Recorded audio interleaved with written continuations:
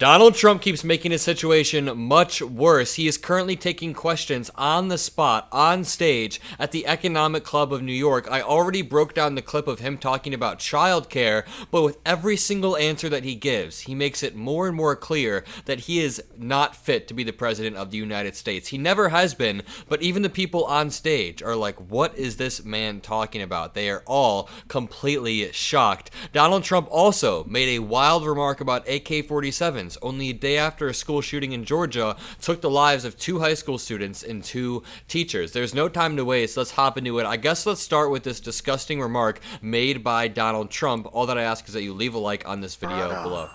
Aurora. Has anyone been there? I think you'd better stay away for a little while. They had AK-47s, the ultimate guns, AK-47s. They can blow lots of people away real fast.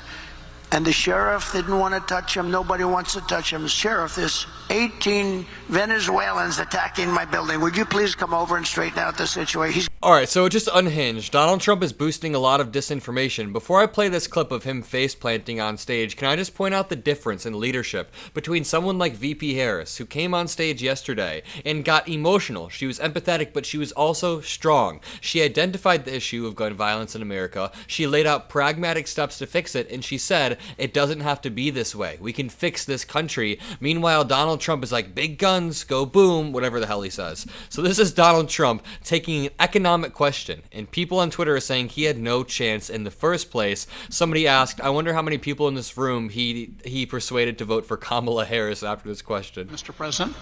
Hi, John. First, let me thank you for your presentation today.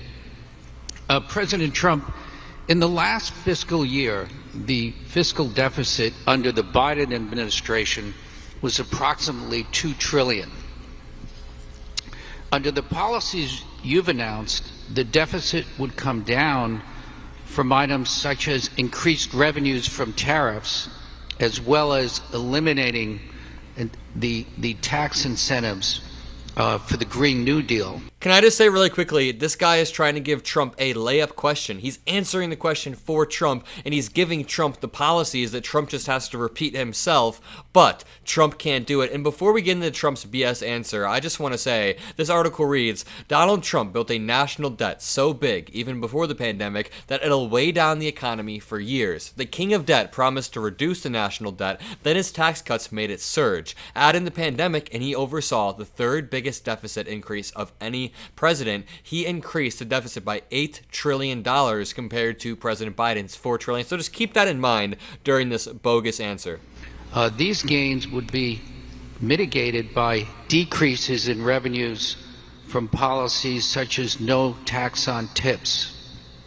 Overall, what do you estimate will be the impact of the fiscal deficit from your policies? Softball. Well, we just hit record highs at numbers that nobody ever thought possible. You're right, it's over $2 trillion. Nobody thought that was a number that was, I mean, you can go back 4 years, nobody thought a number like that would be possible. It's crazy. It's like, it's just horrible, actually. But yeah, we're $2 trillion, and I view it as profit and loss to a certain extent. A lot of people say, oh, it's trade. You know, you have many people say trade deficits don't matter. I think they matter a lot. I think they matter a lot. We're going to have tremendous growth. What I'm talking about is all about growth. The tax is relatively minor compared to the growth. We're going to make our money back on growth. We're going to also, I mean, we're going to grow like nobody's ever grown before. I think if this all works out, you're going to have the auto industry come back to America. Right now, China is building 2 auto factories in Mexico. I'm just laughing at, we're going to grow like we've never grown before. It's just so Trumpian. Massive auto factories. And they think they're going to make their cars in Mexico and send them back into the United States with no tax. It's not going to happen. Can you guys decipher what his answer was? I don't even know exactly how the question was supposed to be pointed in a way that was hard or anything. This man just wanted to lay out Trump's policies, or the best version of Trump's policies that he can imagine. This all works out. You're going to have the auto industry come back to America. Right now, China is building 2 auto factories in Mexico, massive auto factories. And they think they're going to make their cars in Mexico and send them back into the United States with no tax. It's not going to happen. This man is just yapping. Can I show you this clip of Donald Trump saying that Kamala Harris is a communist and a fascist and a Marxist all at once, which is almost impressive. Kamala Harris is the first major party nominee in American history who fundamentally rejects freedom and embraces Marxism, communism, and fascism. This one annoys me because Republicans always try to gaslight us and say that we're divisive, but then they say that we're groomers who want to trans the children and then turn them into Marxist communists. It's just, they're the ones who are divisive. Catherine Ramble responded to this other Trump clip that just had me laughing for an hour earlier. She said, "My job is to analyze policy. I can't even find a complete sentence in this clip of Donald Trump talking about childcare." To make childcare affordable. And if so, what specific piece of legislation will you advance? Well, I would do that, and we're sitting down. You know, I was somebody, we had Senator Marco Rubio, and my daughter Ivanka was so impactful on that issue. It's a very important issue, but I think when you talk about the kind of numbers that I'm talking about, that, because look, childcare is childcare. There's something, you have to have it. In this country, you have to have it.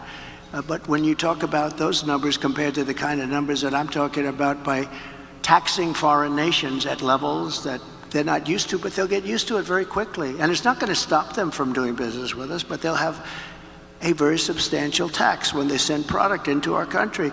Those numbers are so much bigger than any numbers that we're talking about, including childcare, that it's going to take care. We're going to have, I look forward to having no deficits with it. This is elder abuse. The fact that they put an old man on stage like this and force him to do this is actual elder abuse. In a fairly short period of time, coupled with Obviously, I say that partially in jest because that's what they say about President Biden, but this is actually concerning. This is a wildly just inappropriate answer to the question. the reductions that I told you about on waste and fraud and all of the other things that are going on in our country, because I have to stay with childcare. I want to stay with childcare, but those numbers are small relative to the kind of economic numbers that I'm talking about, including growth, but growth. The economic numbers that he's talking about, you mean adding a massive amount of debt to the American economy. One of President Donald Trump's lesser known but profoundly damaging legacies will be the explosive rise in the national debt that occurred on his watch. The financial burden that he's inflicted on our government will wreak havoc for decades, saddling our kids and grandkids with debt. The national debt has risen by almost $7.8 trillion during Trump's time in office. That's nearly twice as much what Americans owe on student loans, car loans, credit cards, and every other type of debt other than mortgages combined, according to data from the Federal Reserve Bank of New York. It amounts to about $23,500 in new federal debt for every person in the country. That is new federal debt created by Donald Trump. And I guess that aligns because he says he's going to treat the country like he treats his businesses, and he has bankrupted 6 businesses throughout his life.